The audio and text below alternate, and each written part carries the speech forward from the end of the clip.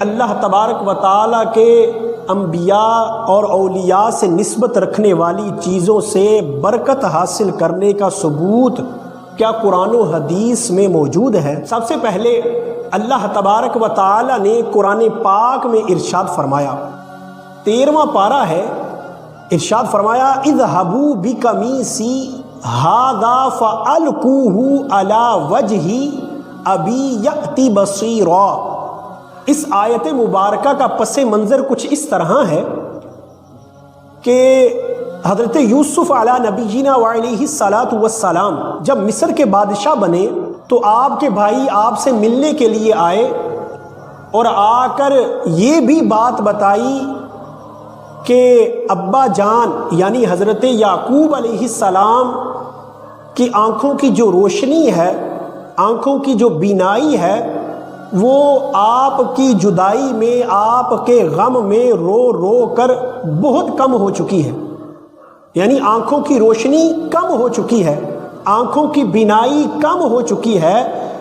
جب بھائیوں نے آ کر یہ بات بتائی تو حضرت یوسف علیہ السلام نے اپنا کرتا مبارک یعنی اپنی قمیض مبارک جو ہے وہ اپنے بھائیوں کو دی اور ارشاد فرمایا کہ یہ میری قمیض لے جاؤ اور اس قمیض کو لے جا کر میرے والد کے چہرے پہ ڈال دینا۔ حضرت یوسف علیہ نبی جینا علیہ الصلاۃ والسلام سے ملاقات کے بعد آپ کے بھائی وہ قمیض لے کر اپنے ابا جان یعنی حضرت یعقوب علیہ السلام کے پاس آئے اور آ کر وہ مبارک کرتا، وہ مبارک قمیض جس کو حضرت یوسف علیہ السلام سے نسبت ہو چکی تھی، جو ان کے جسم کے ساتھ مس ہو چکا تھا، ٹچ ہو چکا تھا، وہ کرتا لا کر جیسے ہی اپنے ابا جان حضرت یعقوب علیہ السلام کے چہرے پہ ڈالا تو اس کرتے کے چہرے پہ ڈالنے کی برکت یہ ظاہر ہوئی کہ حضرت یعقوب علیہ السلام کے آنکھوں کی روشنی، آنکھوں کی بینائی واپس آ گئی۔ حضرات محترم،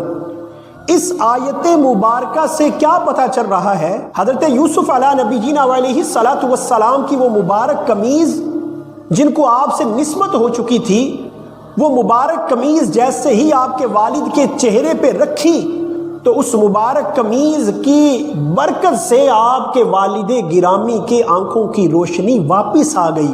آنکھوں کی بینائی واپس آ گئی۔ یہ ہے اللہ تبارک و تعالیٰ کے نیک بندوں کی ساتھ نسبت رکھنے والی چیزوں سے برکت حاصل کرنا۔ اور اسی طرح اسی چیز کا ثبوت قرآن پاک کی دوسری آیت کے اندر، دوسرا پارہ ہے، اللہ تبارک و تعالیٰ نے ارشاد فرمایا ان آیات ملکہ ان یأتیکم التابوت فیہ سکینۃ من ربکم۔ اس کا پس منظر کچھ اس طرح ہے، جب بنی اسرائیل نے طالوت کی بادشاہی کی نشانی مانگی کہ ہمیں اس کی بادشاہی کی کوئی نشانی دکھائی جائے، تو اس وقت کے نبی نے یہ نشانی بنی اسرائیل کو بیان کی کہ وہ مشہور و معروف تابوت کہ جس میں تمہارے رب کی طرف سے تمہارے لیے سکون ہے، تمہارے لیے اس تابوت میں اطمینان ہے، اور یہ تابوت وہ تابوت ہے کہ جو حضرت آدم علیہ السلام پر نازل ہوا تھا۔ اور اس تابوت میں کیا چیزیں موجود تھیں؟ اس تابوت کے اندر انبیاء کرام علیہم السلام کی تصاویریں تھیں، اور اسی طرح ان کے مکانات کی تصویریں تھیں، اور اسی طرح اس تابوت کے اندر حضرت موسیٰ علیہ السلام کا عصا مبارک تھا، آپ کی قمیض مبارک تھی، حضرت ہارون علیہ السلام کا عصا مبارک تھا، حضرت سلیمان علیہ السلام کی انگوٹھی تھی، اور پیارے آقا کریم علیہ الصلاۃ والسلام کی تصاویریں تھیں جو آپ کے صحابہ کرام کے ساتھ موجود تھیں اس تابوت کے اندر۔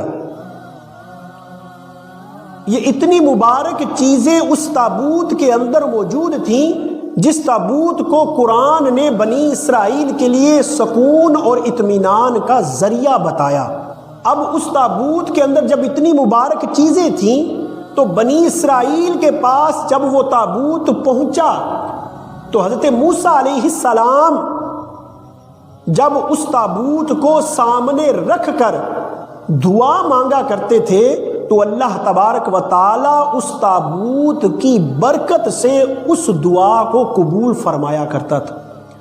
اور یہاں بات ختم نہیں ہوئی، بنی اسرائیل والے جنگ کے موقع پر جب اس تابوت کو سامنے رکھ کر جنگ کے میدان میں لڑائی کیا کرتے تھے تو اس تابوت کی برکت سے اللہ تبارک و تعالی بنی اسرائیل والوں کو فتح عطا فرماتا تھا۔ اب تابوت جو تھا یہ بظاہر ایک تابوت ہی تھا، صندوق تھا کہ جس میں اللہ تبارک و تعالیٰ کے انبیاء کی مبارک کچھ چیزیں تھیں، ان سے نسبت رکھنے والی کچھ چیزیں اس کے اندر موجود تھیں۔ اب ان چیزوں سے بنی اسرائیل والے فیض یاب ہوا کرتے تھے، برکت حاصل کیا کرتے تھے، جس کی وجہ سے ان کی دعائیں بھی قبول ہوتی تھیں اور ان لوگوں کو جنگ میں فتح بھی ہوا کرتی تھی۔ تو ان دو آیتوں سے پتہ چلا اللہ کے انبیاء، اللہ کے اولیاء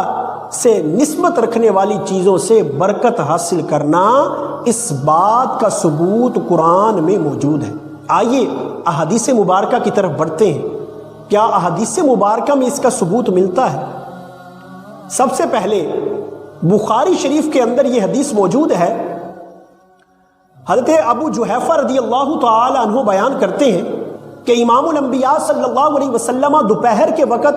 ہمارے پاس تشریف لائے تو حضور علیہ السلام نے وضو کے لیے پانی منگوایا۔ جب وضو کے لیے پانی لایا گیا تو حضور علیہ السلام نے وضو فرمایا۔ تو اس وقت وہاں جو لوگ موجود تھے، جب حضور وضو کر رہے تھے تو حضور علیہ السلام کے مبارک جسم سے جو پانی ٹچ ہو جاتا تھا تو اس وقت کے لوگ صحابہ کرام جو تھے وہ اس پانی کو زمین پر گرنے نہیں دیتے تھے، بلکہ اپنے ہاتھوں کی ہتھیلیوں پر اس پانی کو لے لیا کرتے تھے کہ اس پانی کو لے کر اپنے جسم پہ ملتے، اپنے چہرے پہ ملتے تھے برکت حاصل کرنے کے لیے۔ اور پھر حضور علیہ السلام نے وضو کرنے کے بعد ظہر کی نماز ادا فرمائی، عصر کی نماز ادا فرمائی۔ اور اسی طرح حضرت ابو موسیٰ اشعری رضی اللہ تعالی عنہ آپ بیان کرتے ہیں کہ حضور علیہ السلام نے وضو کے لیے پانی منگوایا تو ایک پیالے کے اندر پانی لایا گیا تو حضور علیہ السلام نے اس کے اندر اپنے ہاتھوں کو دھویا، اپنے منہ کو دھویا اور کولی کی۔ کولی کرنے کے بعد وہ کولی والا پانی اس پیالے میں ڈالا۔ ڈالنے کے بعد حضور علیہ السلام نے دو صحابہ کرام حضرت ابو موسیٰ اشعری اور حضرت بلال رضی اللہ تعالی عنہما سے ارشاد فرمایا کہ یہ پانی کو تم دونوں پی لو اور کچھ پانی کو اپنے جسم کے اوپر ڈال لو، اپنے چہرے پہ ڈال لو۔ اس بخاری شریف کی حدیث مبارکہ سے یہ پتہ چل رہا ہے کہ صحابہ کرام حضور سے نسبت رکھنے والا جو پانی ہوتا تھا اس سے بھی برکت حاصل کیا کرتے تھے، اس سے بھی فیض حاصل کیا کرتے تھے۔ اسی لیے تو صحابہ کرام اس وضو والے پانی کو زمین پر گرنے نہیں دیتے تھے، بلکہ خود حدیث کے اندر یہ الفاظ موجود ہیں کہ حضور نے دو صحابہ کرام کو یہ حکم دیا تھا کہ تم اس وضو والے پانی کو پی لو اور کچھ پانی کو اپنے جسم پر، اپنے چہرے پہ ڈال لو۔ حضور نے خود حکم ارشاد فرمایا۔ تو پتہ چلتا ہے کہ جب کسی چیز کو اگرچہ وہ پانی ہو، جب اللہ کے کسی نبی سے، ولی سے نسبت ہو جاتی ہے تو وہ چیز برکت والی ہو جاتی ہے، اور ان سے برکت حاصل کرنا، فیض حاصل کرنا، نفع حاصل کرنا یہ بالکل جائز ہے۔ اور اسی طرح بخاری شریف کے اندر دوسرے مقام پر یہ بات حدیث کے اندر موجود ہے، حضور علیہ السلام وضو فرمایا کرتے تھے تو صحابہ کرام وہ وضو والے پانی کو لینے کے لیے آپس میں لڑنے کے لیے، کٹ مرنے کے لیے تیار ہو جاتے تھے۔ ہر صحابی کی یہ تمنا ہوتی تھی کہ کہیں یہ پانی جو ہے وہ میرے ہاتھوں میں آ جائے، مجھے مل جائے کہ اس پانی کو حضور سے نسبت ہو چکی ہے، لہذا اس پانی کو میں اپنے جسم پہ ملنا چاہتا ہوں، مبارک پانی کو میں اپنے چہرے پہ ملنا چاہتا ہوں، اپنے جسم پہ ملنا چاہتا ہوں۔ صحابہ اکرام لڑنے مرنے کٹنے کے لیے تیار ہو جایا کرتے تھے۔ اسی طرح مسلم شریف کے اندر یہ حدیث موجود ہے، حضرت انس رضی اللہ تعالی عنہ اس حدیث کے راوی ہیں۔ آپ فرماتے ہیں کہ حضور علیہ الصلاۃ والسلام جب حج کے موقع پر قربانی کرنے سے فارغ ہوئے تو آپ حجام کے پاس آئے، اور آ کر آپ نے اپنے سر کی جو دائیں جانب ہے یہ حجام کی طرف کی اور حکم ارشاد فرمایا کہ اس طرف کے بالوں کو اتار دو۔ حضور علیہ الصلاۃ والسلام کے سر مبارک کے دائیں جانب والے بالوں کو اتار دیا گیا، اور حضور علیہ الصلاۃ والسلام نے حکم ارشاد فرمایا کہ ابو طلحہ کو بلایا جائے۔ حضرت ابو طلحہ رضی اللہ تعالیٰ عنہ آئے تو حضور نے وہ اپنے مبارک بال جو تھے وہ حضرت ابو طلحہ رضی اللہ تعالیٰ عنہ کو عطا فرما دیے۔ اس کے بعد حضور علیہ الصلاۃ والسلام نے اپنی بائیں جانب والا سر کا حصہ وہ حجام کی طرف کیا، تو حجام نے جب بائیں جانب والے سر کے بالوں کو اتارا تو حضور علیہ الصلاۃ والسلام نے وہ بال بھی حضرت ابو طلحہ رضی اللہ تعالیٰ عنہ کو عطا فرمائے، اور حکم ارشاد فرمایا کہ جاؤ ان بالوں کو لے جاؤ اور لوگوں میں تقسیم کر دو۔ حضرات محترم، اس حدیث پاک پر غور کیجئے۔ اگر اللہ کے انبیاء سے نسبت رکھنے والی چیزیں فائدہ نہیں دیتی، ان سے کوئی فائدہ نہیں ہوتا، تو بتائیے حضور نے اپنے سر مبارک کے بالوں کو کیوں لوگوں میں تقسیم کرنے کا حکم دیا؟ کیوں حکم دیا؟ صرف اسی وجہ سے کہ لوگ اس منہ مبارک سے فیض حاصل کریں، برکتیں حاصل کریں، بیماروں کو شفا حاصل ہو۔ اس وجہ سے حضور نے خود حکم ارشاد فرمایا کہ ان بالوں کو لے جاؤ اور لوگوں میں تقسیم کر دو۔ اور اسی طرح مسلم شریف کے اندر بھی یہ بات موجود ہے کہ جب حضور علیہ الصلاۃ والسلام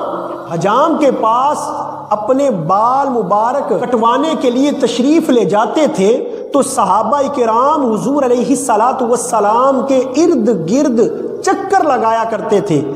کہ ہو نہ ہو کسی طریقے سے حضور کے مبارک بال،